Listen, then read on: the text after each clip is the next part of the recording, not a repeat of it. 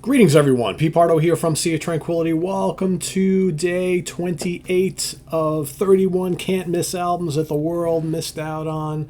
Yes, indeed, we've been doing it each and every day here this month in May 2025, picking those albums that had all the elements to be massive sellers, big hits, albums that people would want to buy, listen to, love, and it didn't quite work out that way. These are the underrated, undiscovered, underappreciated gems in either catalogs of very well-known bands or maybe some not-so-well-known bands, right?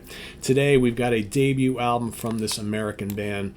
It was released in 1979, produced by Gary Lyons for Epic Records, recorded at Caribou Ranch Studios. I'm talking about the self-titled debut from Aviary, titled Aviary. And this is the album cover of the reissue, the CD reissue. I believe the original album had the picture of the band on the front, right? Kind of looking, I don't know, what do you call that look right there, right? This is 1979, so this is, pop, power pop, hard rock, kind of glam metal, hard rock, that type of thing, right? They're kind of like stuck in the middle there. If you're not familiar with the music of Aviary, well, you missed out. Great band. The lineup: Brad Love on lead vocals and keyboards, Paul Madden on keyboards, Ken Steemonts on bass and vocals, Toby Bowen lead guitar, and Richard Bryans drums and vocals. Like I said, this was recorded at Caribou Ranch Studios, mixed at Cherokee Studios in Los Angeles, California.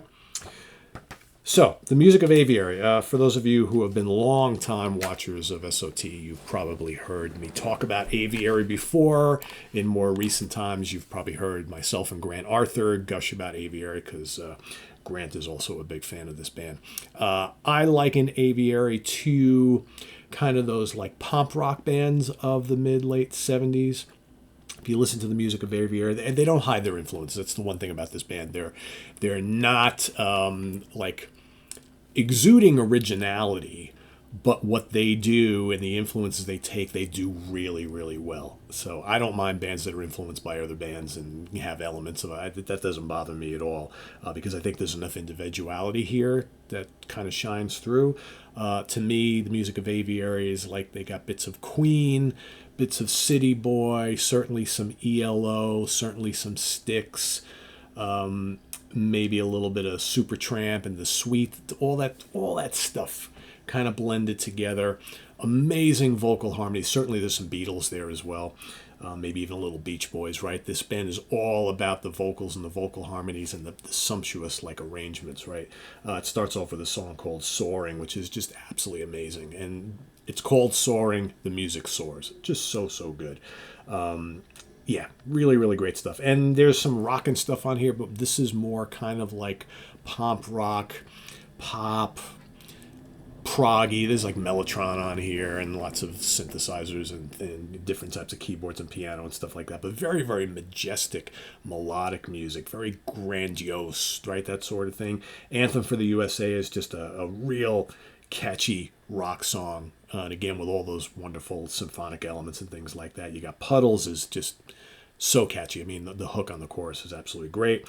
As Close as You Can Get is awesome. Mystic Sharon is a lot of fun and playful. Feel the Heart, really good song. Then you got, Average Boy.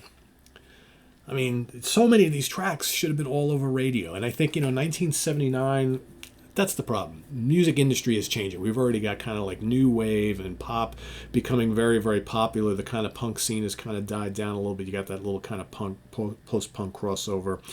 I think this music in 1975, 1976 does really, really big business. But by 1979, a little bit late, I Will Hear in the Great Maple Hall finishes it out. And again, Maple Hall got lots of prog rock elements on there. Really, really cool stuff.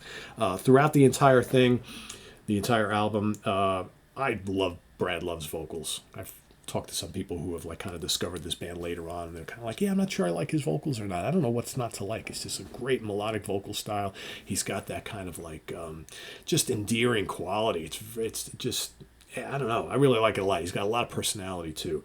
And like I said, the players are all great. There's tons of keys. The guitars are good. But more importantly, this is all about the songs. Just like, I mean, Potential hit singles if this is released in an earlier time. I mean, Anthem for the USA is great. Puddle, so good. The opening track, Soaring, is great. Mystic Sharon, Average Boy. These are all just kind of playful.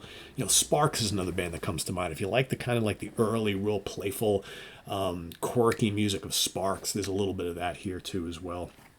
It's just a dynamite album, and it's wonderfully produced. I mean, Gary Lyons obviously has done a lot in his career, worked with a lot of great bands on a lot of great albums. So this, Epic Records, right? This had all the potential, but it just, I don't know. Maybe by 1979, you think about it, because like music of Journey is starting to become a big band by 1979, right? The huge years of Journey are right around the corner. You got bands like Foreigner and whatnot. But I think like this music is a little less rooted in like kind of like arena rock stuff and more in the kind of like art rock zone.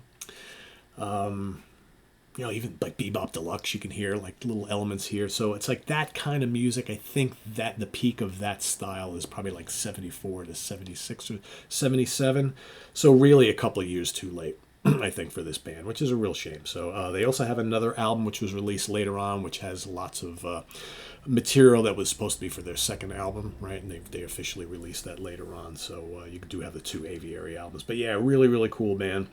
And always wish that this would have been a bigger band, right? It's kind of like those obscure little gems. One of those bands signed to a major label, should have been huge.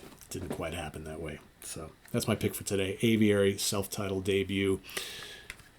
There's another look at the band, right? That's Brad Love right there. He's got Star written all over him, right? He's got the long flowing blonde hair. Just picture him behind the microphone at the keyboards, Yeah.